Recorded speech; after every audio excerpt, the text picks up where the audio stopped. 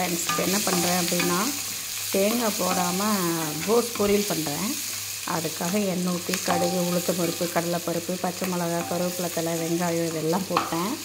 இப்போ அது நல்லா வெந்துருச்சு.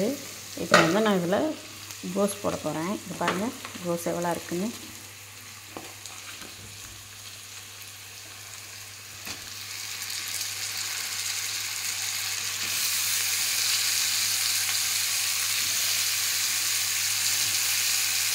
இதெல்லாம் கோஸ் போடுறதுனால கொஞ்சமாக நிறையா ஒரு 2 பெரிய வெங்காயமாச்சும் போடணும், ஒரு 4 பச்சை மிளகாயாச்சும் போடணும்.